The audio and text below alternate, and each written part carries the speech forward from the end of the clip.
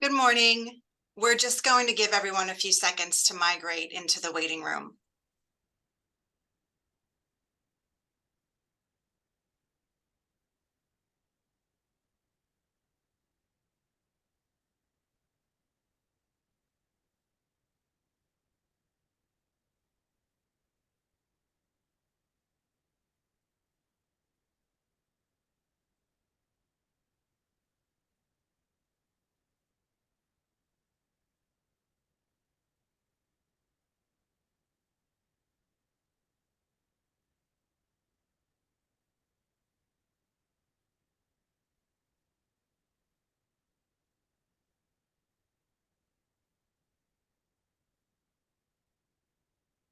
Okay, I think we're ready to get started. Good morning, everyone, and welcome to Building a Better Culture in the Workplace, brought to you by Prime Point HRMS and Payroll, Association Member Trust, Focus New Jersey, Manufacturing Counts, NJBIA HR Support, and New Jersey Business Magazine.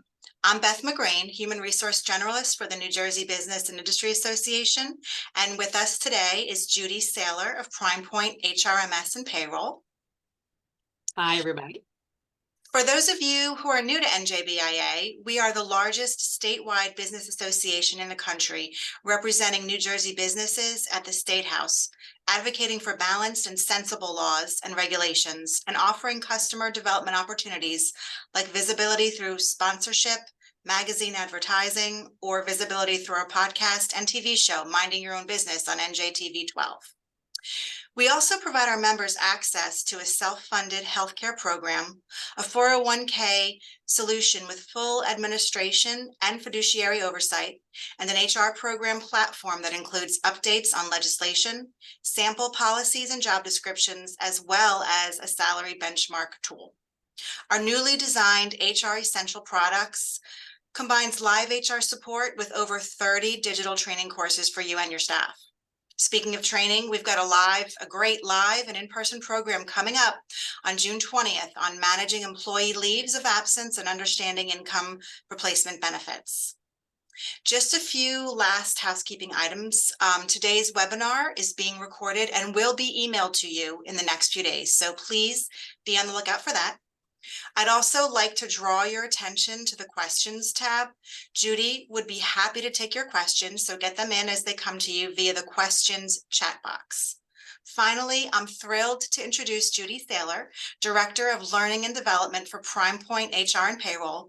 She holds a master's degree in management and organizational leadership from Springfield College, received her human resources certificate from Rutgers University, and is a certified SHRM professional and holds a certificate in professional human resource management. Judy has presented for NJBIA, the Chamber of Commerce of Southern New Jersey, New Jersey Association of Community Providers, Tri-State SHRM, as well as Garden State SHRM, and has been featured in Forbes and Jersey Matters magazine. She is well-versed in all aspects of management and leadership. Her passion is staff development. And now it's my pleasure to introduce Judy Saylor. Thank you so very much. Let me share my screen. Can everybody see my screen?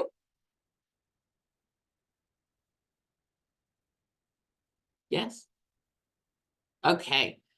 So good morning, everyone. Today's topic was actually a challenge for me. I really had to do a lot of research to come up with what should we do and how should we do it when it comes to improving the cultures in our organizations. I always like to start with the definition because I had to think about what is workplace culture. And workplace culture is made up of a variety of things. The first one being us, right? So our values, our attitudes, our beliefs in things, our behaviors, how do we conduct ourselves every day in the workplace? And this is just a piece of it because as we age, sorry to say, our values change. Sometimes our attitudes change. You know, our beliefs can change as we grow, and so do our behaviors. You know, you start a family, you get married, you have a significant other. You know, your behavior, your timing is different at that point. The part that the company owns, so to speak, is the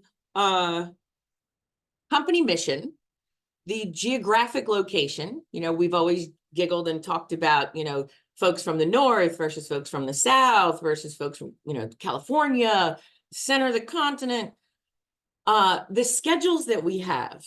My spouse, who I adore, is a person that gets up at 2 o'clock in the morning to go to work and works from 3 to 12.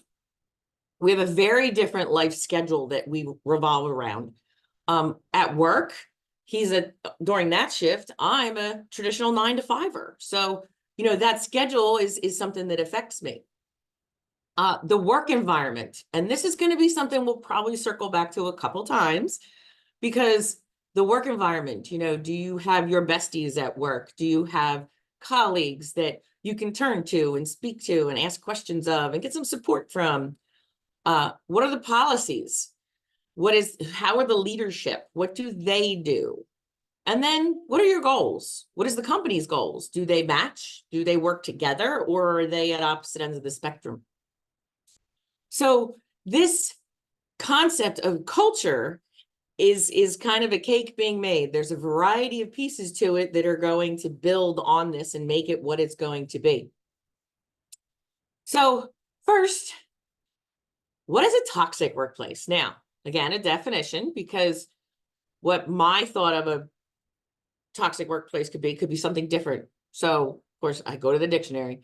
A toxic workplace refers to an environment where negative behaviors, attitudes, and dynamics significantly impair the well-being, productivity, and morale of employees. Now, as my HR folks would know, that can sound like, harassment in the workplace. That can sound like, discrimination in the workplace. A lot of things could fit into that definition.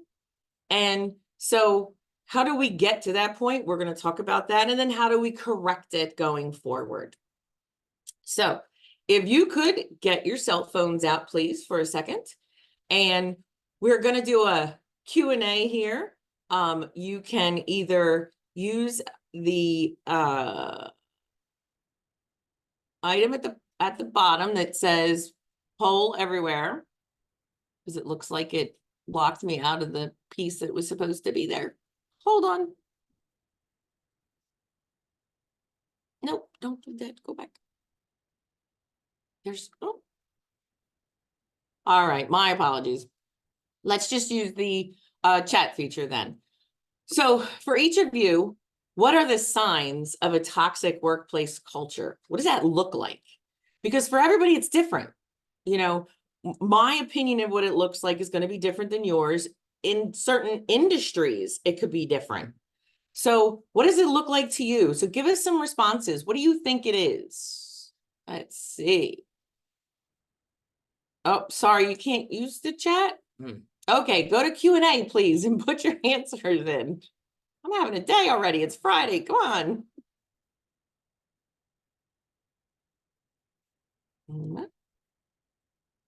So what is a sign of a toxic workplace to you? Negativity, okay?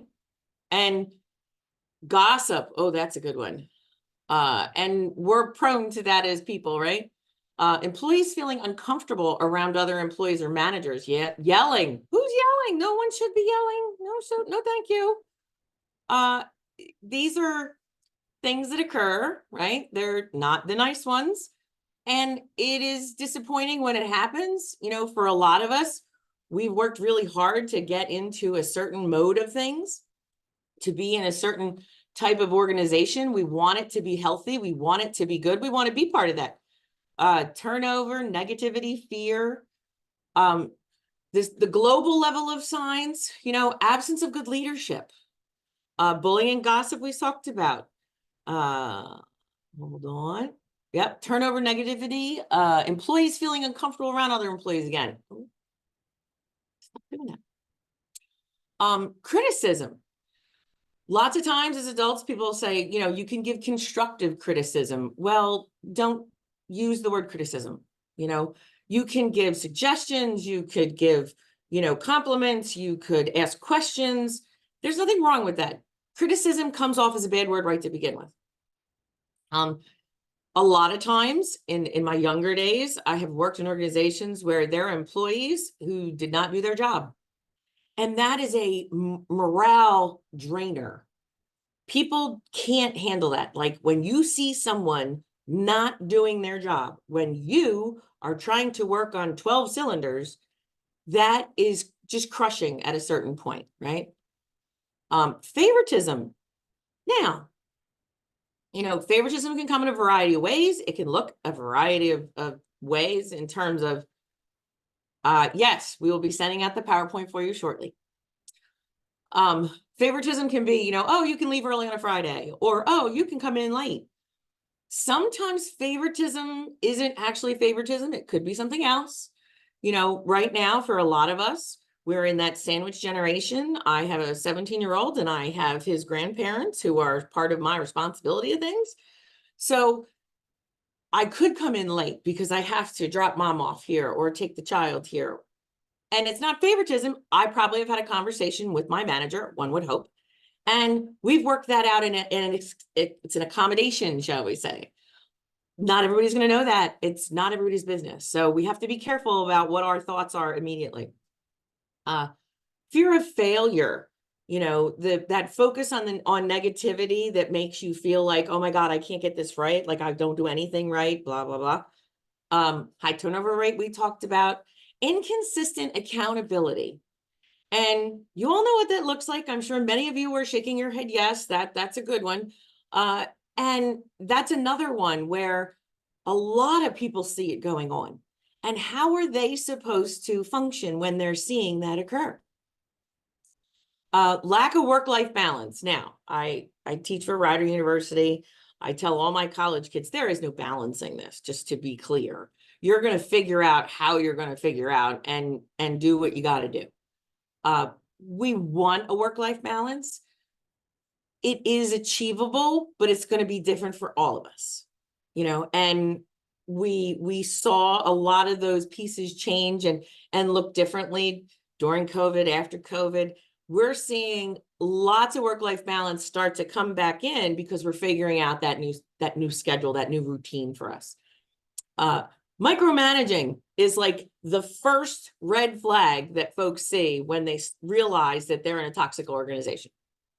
Now, what do you do after that? We'll get to that part. Not understanding your job. I took a job at one point and I walked in and they said, okay, well, here's your desk. You need to bring your own laptop and we'll have somebody talk to you about your benefits. Okay. I sat in the office reading because no one came. I didn't even know what my job was going to end up being at that point because there was no job description. There was nothing. There wasn't even orientation. I know some of you are cringing about that. Poor communication and then rigid expectations. TikTok is taking over a lot of the world. If you look at any of the HR platform people or, creators, they're making fun of these things and they're poking fun at it but it's legitimately going on. There's one woman, and I'm sorry, I forget her name, but I'll find it.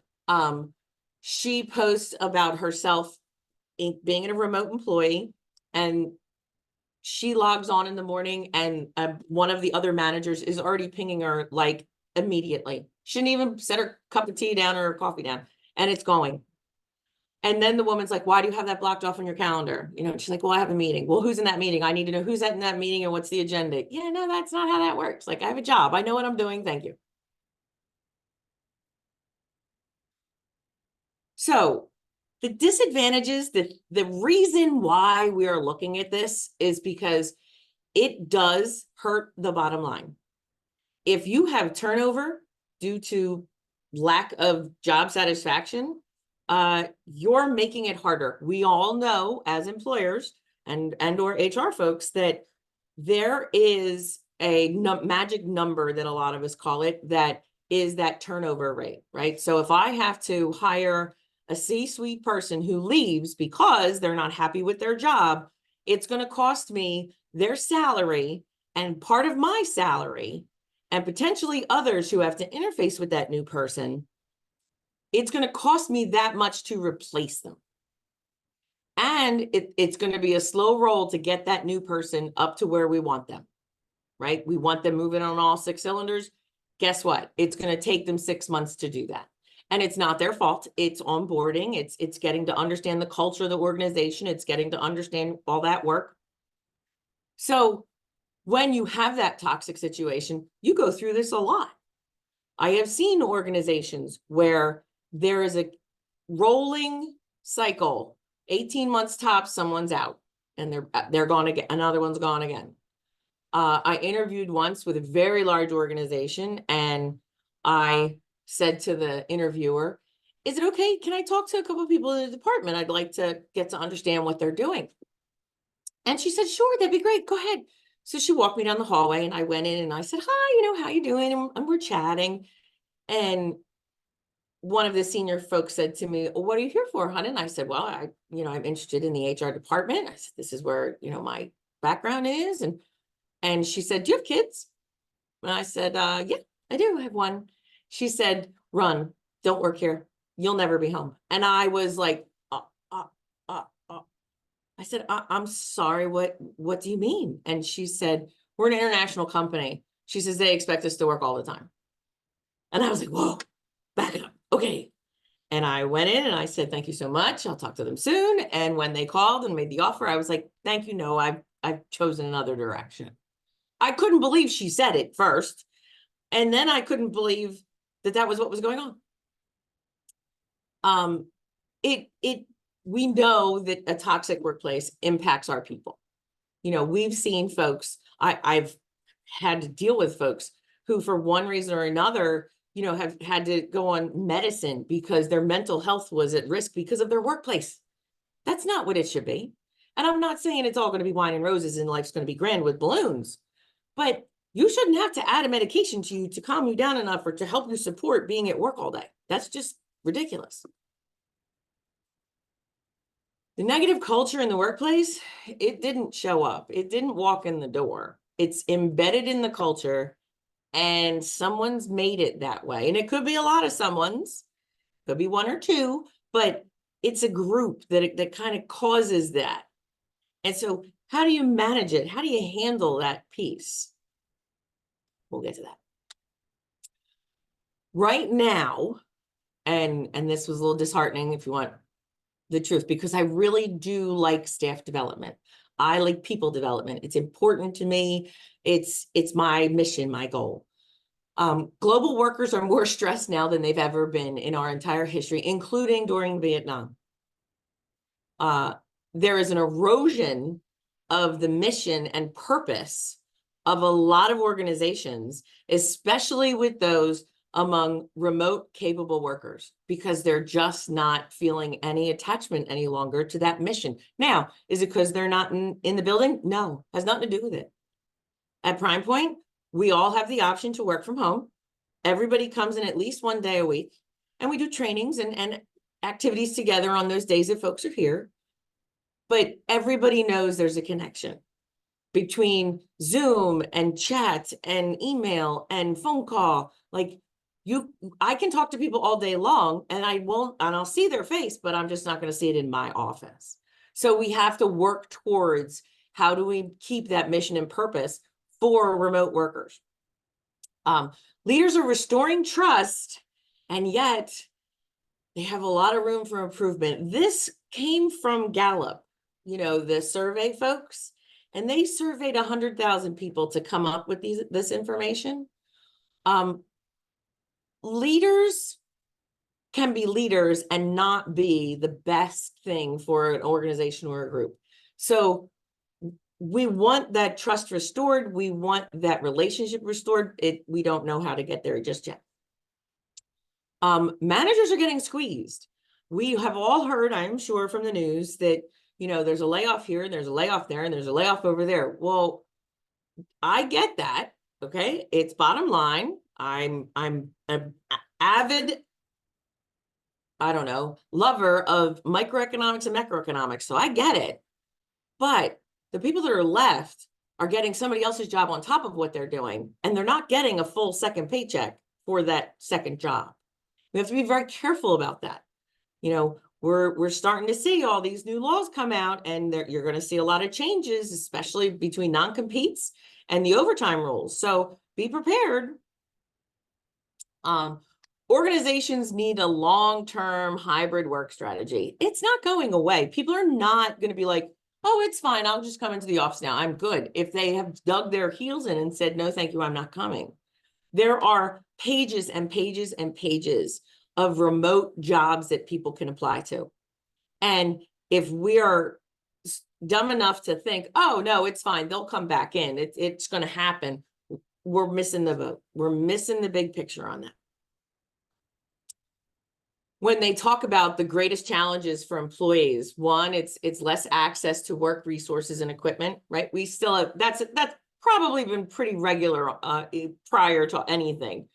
Feeling less connected to the organization's culture, a decreased collaboration with the team. And why? Because there's no reason for that.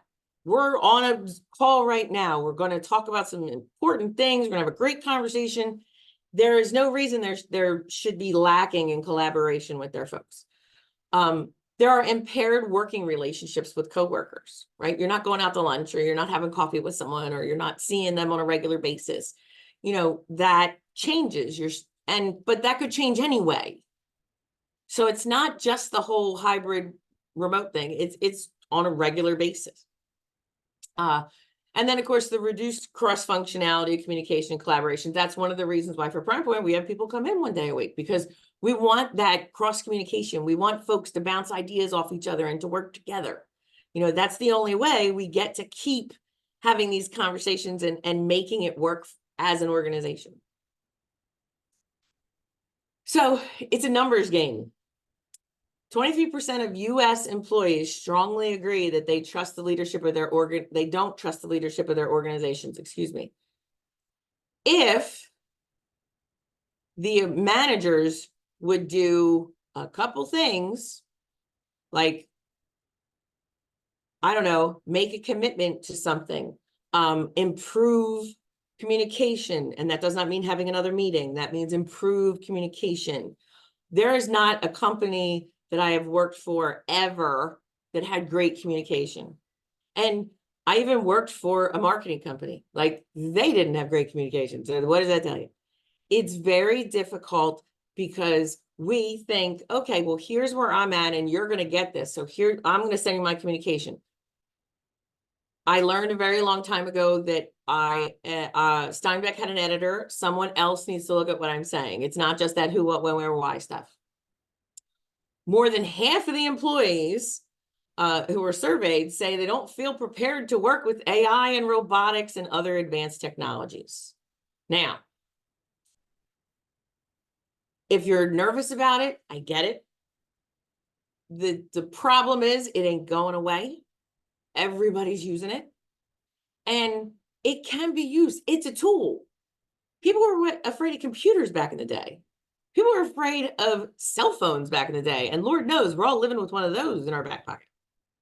So we have to prep our staff to be ready for AI coming, because it is, and then figure out how's it best going to work for us so that our staff feel confident and they're still able to put out a good product.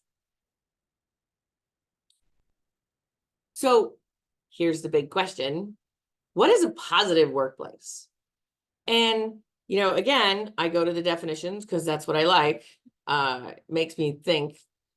If we look at the workplace culture is characterized by a set of values, attitudes, and behaviors, again, just like the toxic workplace, that foster collaboration, mutual respect, well-being, and productivity among employees.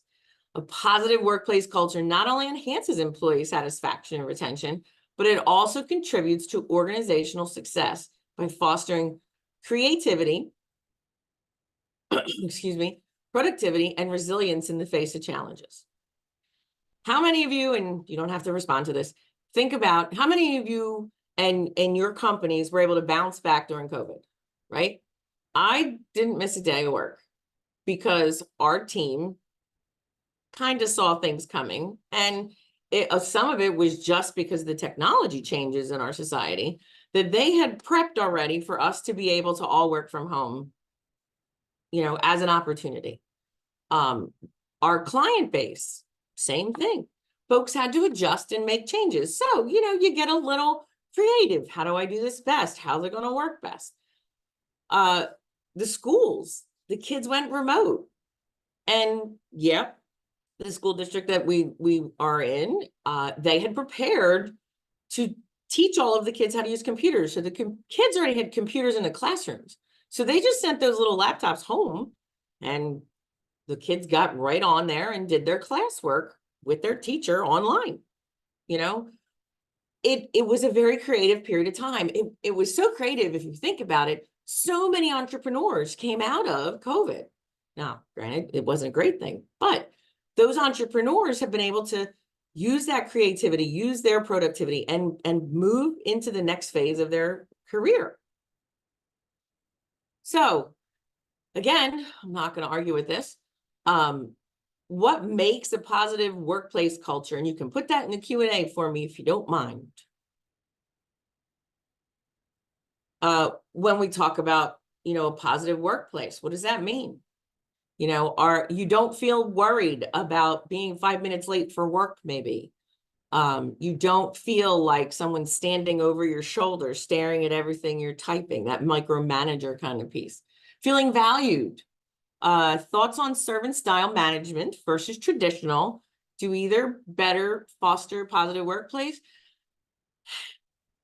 I'm not sure. And I will look into that, because I came from nonprofit, which is very much servant style, and I really liked it. It worked well. It kind of gives you that small town community feel with your colleagues and the folks that you work with, or the clients that you come in and out with. But a traditional management style could work too. It's about the manager. Is this person capable of doing that? A certain amount of autonomy in your position. Inclusion, transparency, acknowledgement.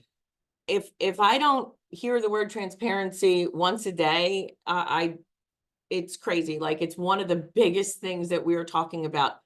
And it's always been a question. It's always been a concern, but it has definitely amped up over time. And if you're feeling that there's transparency, there is.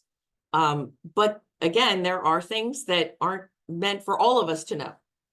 I here at Prime Point, I'm on a couple of different committees. I have a couple of different off meetings. I don't need to be on all of them, and I don't necessarily need to know what all of them are doing. The ones that are going to matter to me, that are going to interface with my department, then yes, I need to be engaged in that in some level so I understand what's coming next. Employees feeling like they're included. Yeah.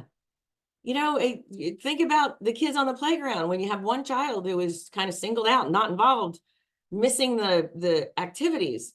We didn't like that as little kids. We really don't like it as grown-ups. Let's see. Civility. Yes. For my HR peeps, there is a big SHRM push right now for 10,000 or 1 million civility conversations. It's about being appropriate. It's about being professional. It's about letting the other person speak. It's about not pushing down on someone and over talking them. These are important things. We've always tried to teach our children to be that way, but we need to do a little more than that. We need to now have those types of conversations. We need to use please and thank you. I know that sounds odd coming from me, but we need to use please and thank you. So it's tough, and things are changing, and SHRM, if you're not familiar with it, is the Society of Human Resource Managers, is really working on this as a concept for this year. It is something we have to focus on, because there is so much incivility at times when it's not necessary. So what's a good sign for everyone in a positive workforce? Everyone understands how they contribute. I know what my job is, and it's not just stay in your lane. It's that I understand how I fit in the organization and what I can do to support the others and other folks on other teams when and if needed.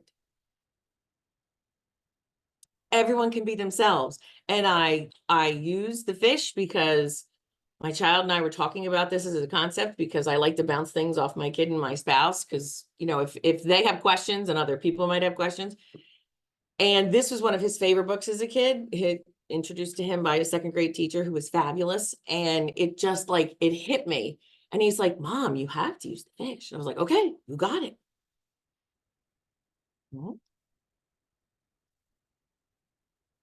Employees are encouraged to learn and grow. None of us want to stay in a little box anymore, right? That might have been an older kind of concept, you know, that silent generation. You start working a job and that's where you're going to stay forever the rest of your days. You're going to retire from there and get the gold watch. Do you grow there? Maybe. I don't know. I don't have that experience, but it's possible. But when it comes to your learning and growth, it matters.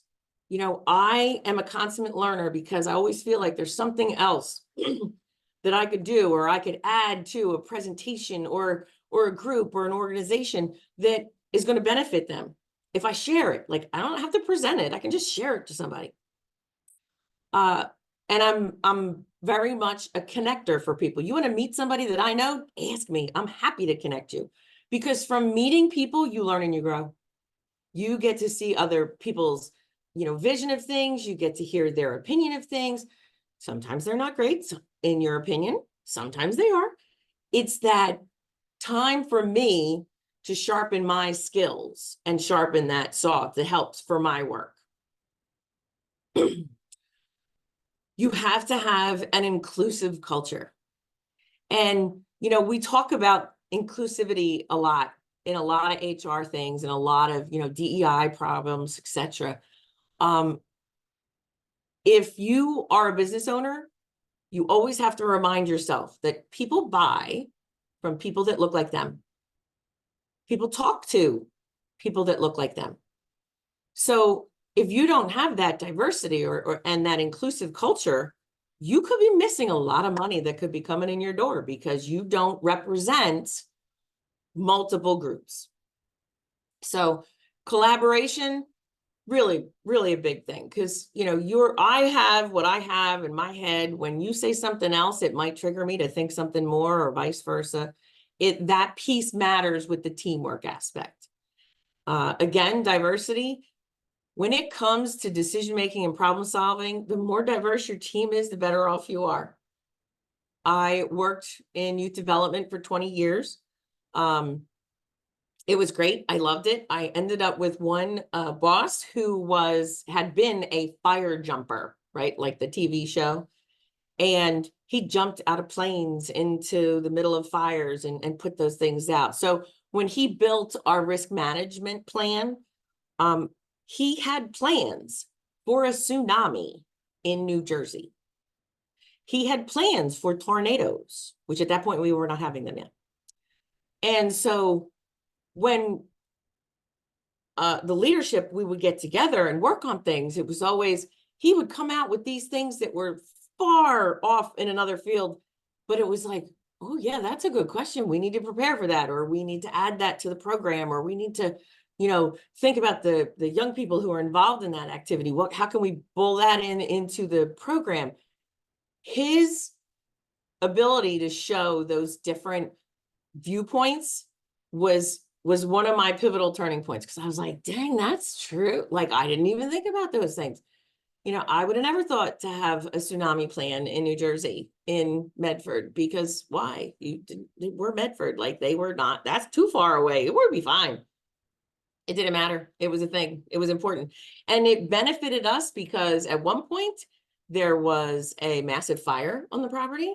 And at another point, there was a 1,000-year storm that took out all the dams and caused a lot of rushing water to go places it didn't belong.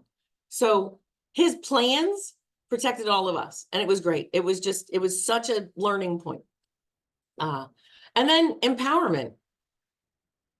As we become better managers and we become stronger in this, we give more empowerment to others. we're getting empowerment, and now we're giving it, and we're giving people the opportunity to drive their innovations and their creativity and to give them the space to try. There is minimal corporate speak, meaning, I want to circle back on this. And I know I say that, it's silly that I do. Wanted to loop back on this. How about you ping me? What about the synergy we have? If you're using all of that jargon all day long, or if someone around you is using that jargon all day long, they're mimicking. It's not, let's talk about this project because here's my finding. It's, hey, I don't have the time to take care of this. Can I put it to tomorrow? Can I put it to whatever? We get into this thing where it's like, Fonzie and the A, you get this kind of label for yourself when you use those kind of terms all the time.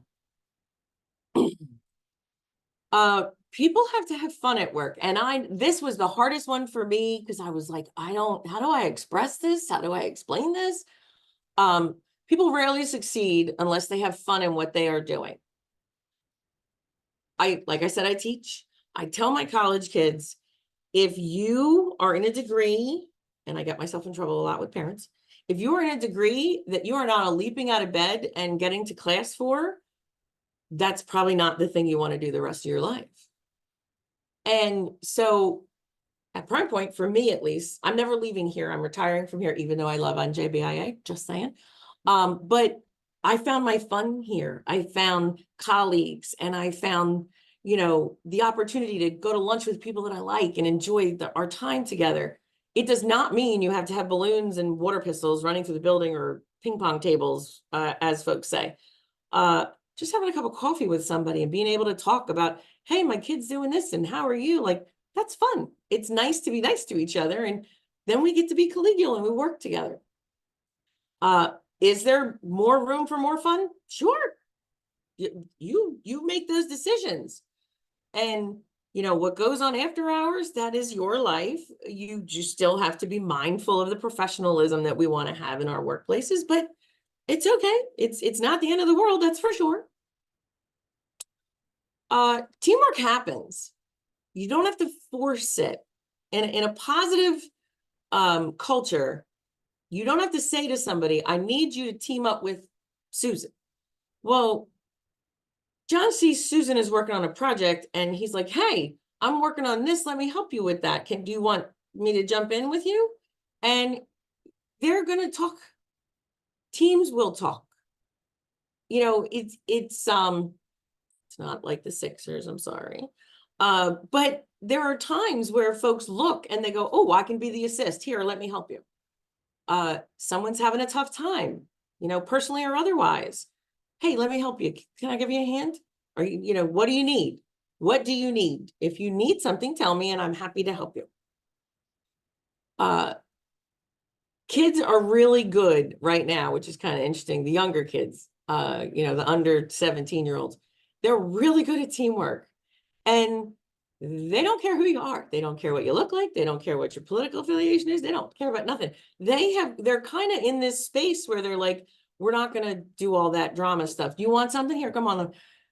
My son is driving now. He's 17. God help me. He's a very cautious driver. I'm very proud of him. And the other day I was at work and I was in the middle of a project with someone and he's texting me and calling me and I didn't see it. And then when I picked up the phone to walk out of the room, I saw it and I called him and I said, what's up? And he says, well, I wanted to make sure it was okay with you if I took Will home, which is one of his friends. And I said, sure, that's fine. And Will is in the car with him already. And he's like, thanks, Mom. They're cute. So when I got home that night, we got to talking. I said, what made you do that? He said, well, Will's dad said he had to work. There was a problem at work, so he wasn't going to be able to get to him at 6. He's like, and I figured you'd be okay with it because, he's a nice guy. I'm like, yeah, he's a nice guy. I like him. And he said, so, we teamed up. We figured we'd go, grab some ice cream and I'd drop him off. I was like, okay. I said, I really appreciate the ask. That was great. I said, but anything, for the team as they go, I'm down for it. My husband's like, he had somebody in his car. It's like, yeah, he did. He literally has just started driving to school last week. So that's why it's a thing. But it's going to happen. And he made good decisions, and Will's a good kid too. And I like Will's parents. So, it was a win-win in my mind. Recognition happens. Okay. And, recognition can be quiet. It can be loud. It can be silly. It can be a thank you note. I'm still in the age group of writing actual hand thank you notes for folks when they do something great, or they're, a congratulation note when they're amazing. And I get to interface with that for whatever reason. Recognition does not have to be a cocktail event with prizes. We have to look at recognition, and sometimes it's just, don't be critical, don't say the wrong thing, and say, you know what, you did a great job on this. Thank you. I'm very impressed. That's recognition. We get folks who do the higher level events and those kind of things for it. But where I work at Prime Point, it's a family-owned business. And once you start working here, you become part of the family too. Well, family doesn't throw parties just because, you did a good job, but they talk to you and they come and they say things and they meet with you, and they'll, our bosses will walk around all day long and come and visit us in our space and be like, hi, how are you? What's going on? And it's genuine. So the benefits of that workplace culture, of being the positive workplace culture, is it reduces stress and anxiety. Back in the day when my child was little, I was working at an organization that was very toxic, and it spilled out over into the rest of my life because I was so stressed about going to work and getting it done and doing the right thing and getting this accomplished and it increases your mental and physical health because you're not carrying all that anxiety anymore.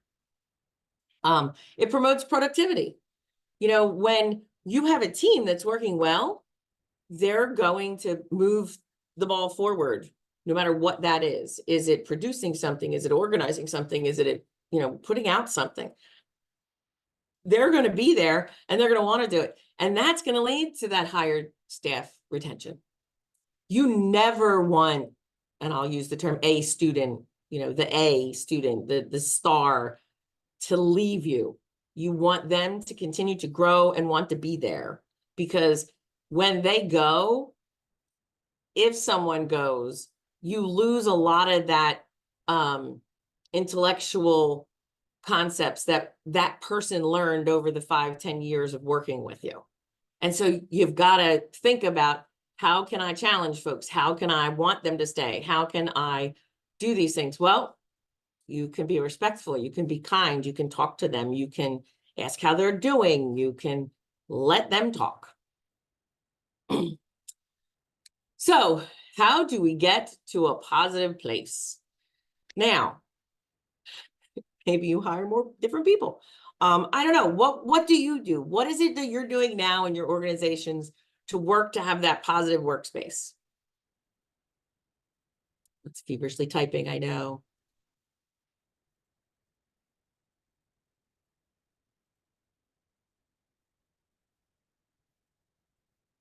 Is there something really great that you do? I've worked with a couple of continuing care facilities, and they do a star award for folks, and peers nominate each other, right? So I'm going to nominate someone who I see doing a really great job at XYZ. Spotlight nominated team members each month. Oh, that's nice.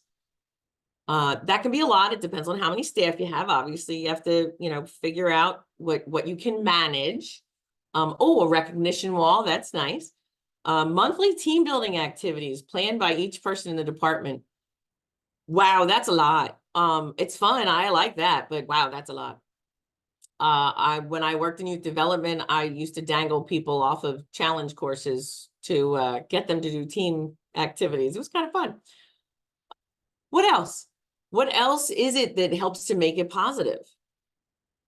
Some days it's just smiling at somebody and saying, hey, good morning. not for nothing, because sometimes people are kind of stuck in their head and we have to help them to recognize that. I know it's a little dreary day out there right now, but it's been beautiful lately. So the good weather's coming. We know that. So how do we get to this positive place? Leadership. Leadership shapes the culture. It fosters teamwork. It is the most important thing. And leadership does not have to just come from the leaders of the organization. It comes from all of us. In my college classes, I teach my young people something called leaderful, right? Because anybody can be a leader, but being leaderful is different. I usually give a test, and not actually a test. It's a little thing to do. And it's, there's 3 people that's up for election for the presidency of the world. And so the first one drinks a quart of brandy a day and does illicit drugs and cheats on his wife. The second one drinks vodka, every couple hours, has been promiscuous with staff and other folks, and was thrown out of office twice.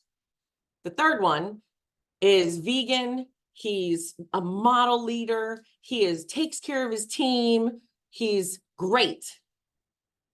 Well, which one would you vote for? Right? Anybody have any guesses? 1, 2, or 3? Will brandy, vodka, or vegan? Who would we vote for? 2, okay. Ian's going for vodka. Martinis, I guess.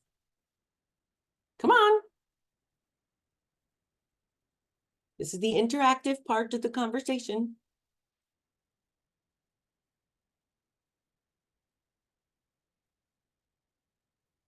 Not everybody looks so good on paper, right? We have to figure that out sometimes.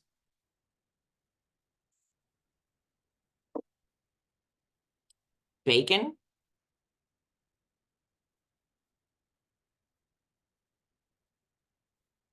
Need more information about their stances. Okay, fair enough.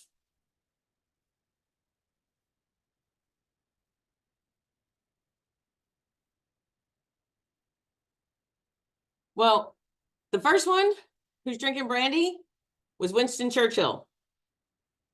The third one was Hitler. So they're leaders.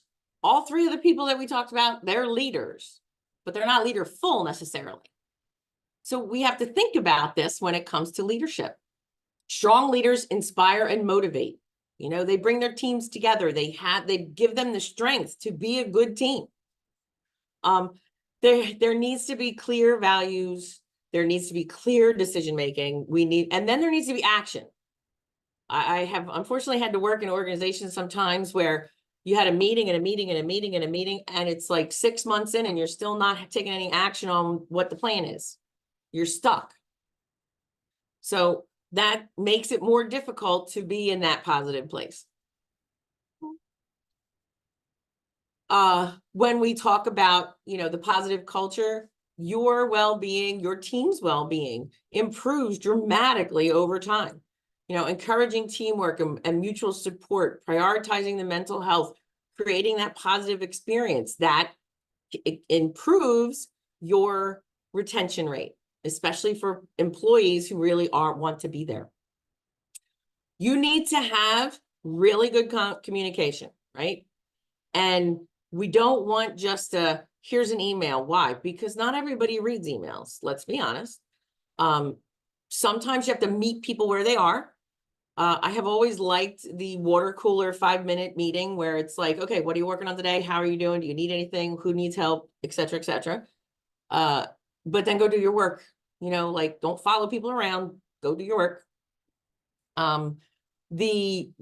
The difficulty with it is, if you have different shifts, like there are tactical things that you would have to adjust potentially. When it comes to employee recognition, yeah, it boosts morale. It increases productivity. And when it's a team option, it promotes that teamwork, right? It gets folks talking to each other and working with each other. So how do you improve the culture of your firm? Well, it is not ping pong tables, free lunches, and awesome holiday parties. I've run a company for 22 years, and here are the 4 things that we do. So first and foremost, 80% of your culture is who you hire. The hack on who you hire is hire for attributes, not experience. Hire for who someone is and not what they've done. So are they people that are humble, that are curious, that want to learn versus just their resume? Second is radical empowerment. You want to give people as much responsibility and as much decision rights as they can. They don't want to have bureaucracy and have to ask 35 people for opinions. So the more you can just remove that, the better people are going to perform and the more fun they're going to have. Number 3, this is the hardest one. You have to make decisions on underperformers. Nobody wants to be on a team with people that shouldn't be there, that are B players. The hardest people to get rid of are not the awful people that people don't want to come to work. It's the B players that are kind of okay. Those are the people you have to make the hard decisions and get them off the bus, because you're solving for the really good people and they won't stay if you tolerate the underperformers. The last thing that we do is this concept of lifetime relationships. We don't have any positions that are like churn and burn where you're only here for a couple of years. We're really hiring people that could be here for 10 years, and we're doing that at the front end by the way that we're assessing them. That creates a lot better relationships with people. People feel like they could see where they're going to be over the next 1, 3, 5, and 7 years. So those are my 4 things. Those have helped our culture more than anything else we've done. I'd love to hear ideas that you have in the comments. I added that in because I saw it and it just really resonated with me. You know, one of the things here at Prime Point is we have staff that have been here for 20 years and they're very happy in their jobs and they feel fulfilled and they're part of a team and they work together. Yeah. Are there days that things are not great? Sure. It happens. It's a question of how do we try to bounce back from it? How do we keep ourselves back in that positive space? Positive corporate culture boosts employee morale. A strong company culture attracts talent. If you go and look at your organizations on any of the survey type groups, you'll recognize employees there who have left and what they have written about you. And is that great? Well, yes and no. It could be an eye-opener for management at some point, because maybe they don't realize what's going on. Maybe they don't see all of the things, because guess what? Most of us don't bump into furniture in our house. Where it stands is where it stands, and we just keep moving. And so sometimes at work, you just keep moving and you may not see what's going on.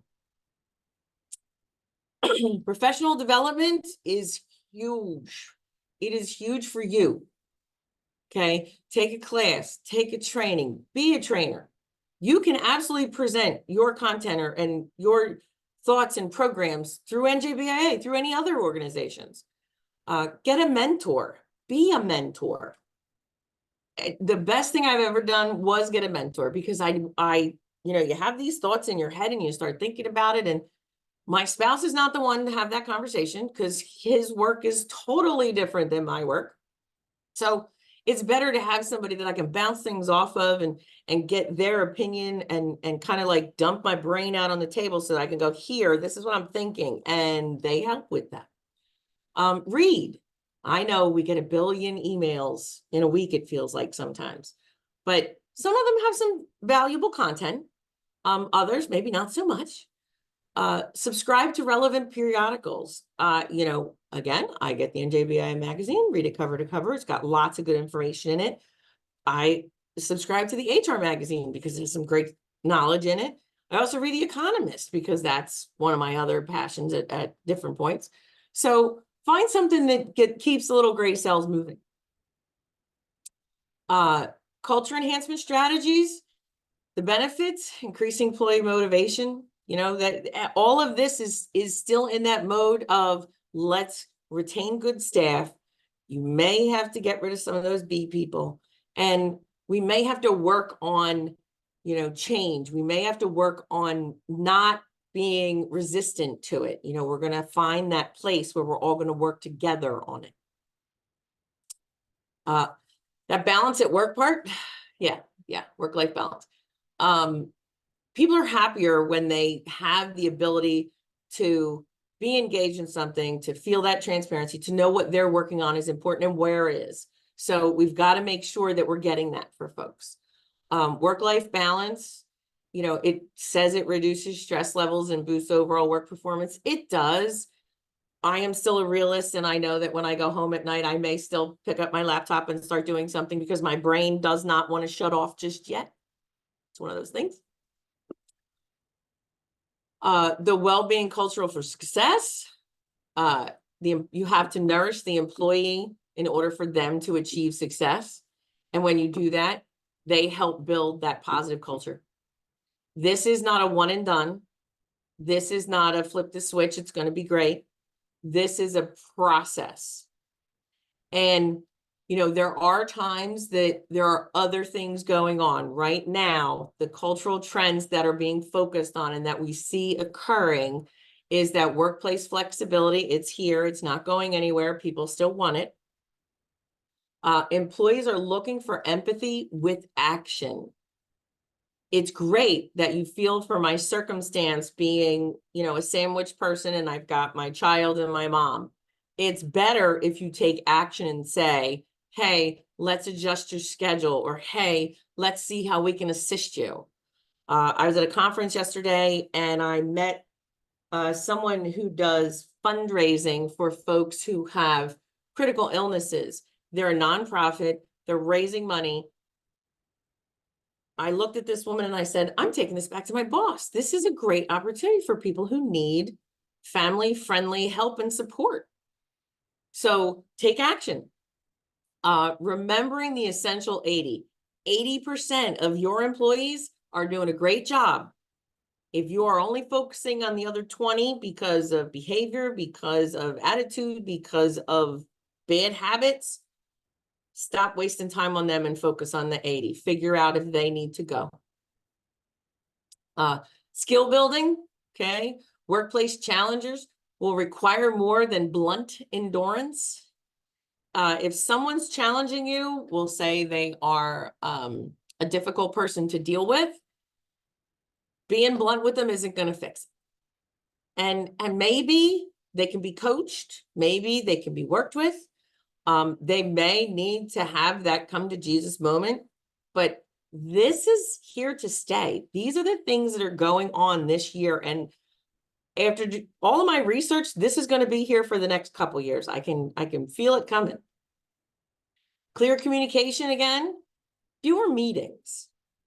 There, the running joke of, that meeting could have been an email. A lot of times it's true. Or it could have been a text message. So we have to figure out, is this the right thing? Or does this need a meeting every week? Does it need a meeting every other week? Like, what does it actually need to move the ball forward? So that's my presentation for today. Do we have any questions?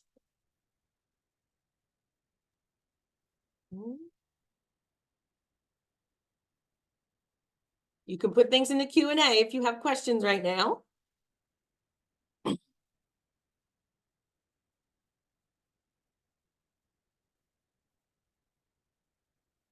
No questions? Everyone's good? Oh, thank you for your presentation. You're very welcome. It's good to have you here.